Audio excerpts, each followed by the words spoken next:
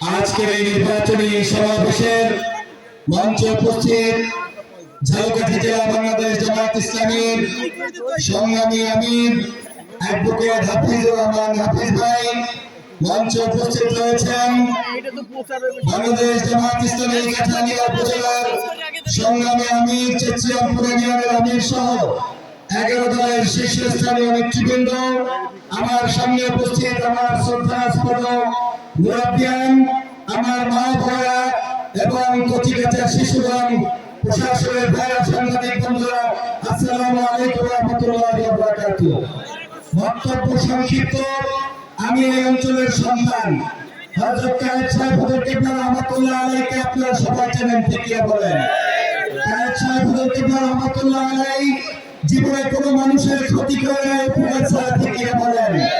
সকল ধর্মের, সকল মতের, সকল আদর্শের মানুষের কাছে তিনি ছিলেন সম্মানিত ব্যক্তিত্ব।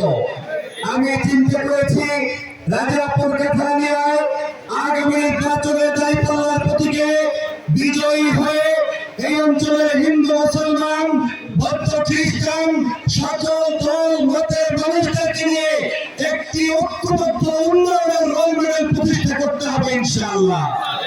আর সেই প্রতিষ্ঠা করতে হলে বাংলাদেশ জামায়াত ইসলামকে রাষ্ট্র ক্ষমতায় নিতে হলে দাঁড়িপাল্লা প্রতীকে ভোট দেওয়ার বিকল্প কোনো অবস্থান রাজাপুর কাঠালিয়ায় নাই, ঠিক না বলেন?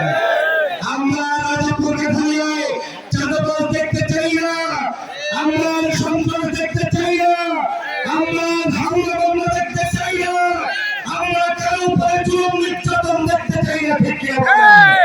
অতএব আমি জামাত ডাক্তার শফিকুর রহমান হবন সারা বাংলাদেশের সকল শ্রেণী পেশার মানুষরা ঐক্যবদ্ধ হও, যুবকরা ঐক্যবদ্ধ হও, নারী পুরুষ ঐক্যবদ্ধ হও, এই বাংলাদেশকে আমাদের কি নেতৃত্ব দিতে হবে, ঠিক কি বলেন? অতএব সন্ত্রাস, চাঁদাবাজ, টেন্ডারবাজ সবাইকে হুঁশিয়ার উচ্চারণ করে আজকে এই সভার সমাপ্তিতে বলতে চাই, আমরা এই চেচিয়ামবাসী 12 ফেব্রুয়ারি মেরুয়াট বিপ্লবের মাধ্যমে ন্যায় ও ইনসাফের বাংলাদেশ প্রতিষ্ঠার জন্য সংগ্রাম করব, লড়াই করব, ভোট দিব, ভোট পাহারা দেব এবং বিজয় মিছিল করে বাড়িতে ফিরে আসবো ইনশাআল্লাহ।